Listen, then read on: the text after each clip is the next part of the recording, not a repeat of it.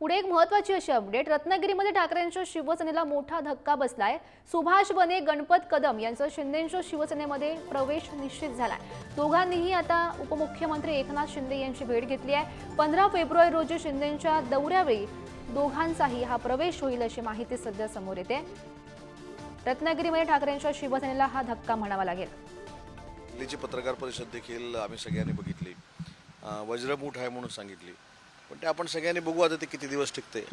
त्याच्यामुळे त्यांनी आव्हान दिल्यावर त्याला प्रति आव्हान दिलंच पाहिजे अशातला भाग नाही। परंतु आपल्याला हे देखील माहिती आहे की ज्यावेळी शिवसेनेच्या बाबतीमधली भूमिका उबाठाच्या लोकांना खऱ्या अर्थानं पटली आणि वंदनीय बाळासाहेबांचा वारसा आणि विचार पुढे नेणारे एकनाथ शिंदे साहेब आहेत, हे विधानसभेनंतर पुन्हा एकदा सिद्ध झालं। तर मी असं सांगितलं होतं की 10 ते 12 माजी आमदार, खासदारकीचे उभे असलेले काही उमेदवार, आमदारकीचे काही उमेदवार हे एकनाथ शिंदे साहेबांचं नेतृत्व स्वीकारतील आणि मला असं वाटतं की प्रोसेस सुरू झालेली आहे।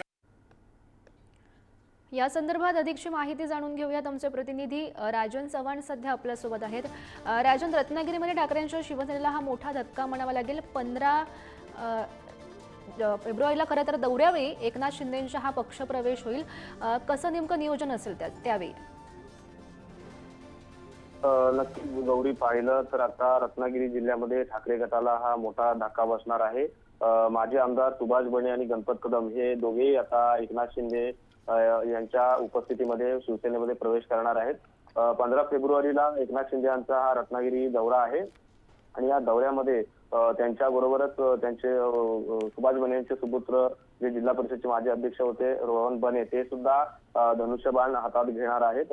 सुभाष बने पाहिलं तर त्यांचा संगमेश्वर आणि लांजा तालुका भागामध्ये मोठी ताकद आहे आणि त्याचबरोबर राजापूरचे जे माजी आमदार आहेत गणपत कदम, हे देखील त्यांच्यासोबत पक्षप्रवेश करणार आहे। परंतु हे जरी असलं तरी पण राजन साळवी यांच्या पक्षप्रवेशाबाबत सामंत बंधूंनी जो आहे तो ती चर्चा फेटाळलेली आहे आणि आपण जर पाहिलं तर आता 15 तारखेला ठाकरे गटाला सुभाष बने आणि गणपत कदम यांच्या बाबतीत पाहिलं तर आता मोठा धक्का बसणार आहे आणि त्यांचा पक्षप्रवेश हा होणार आहे।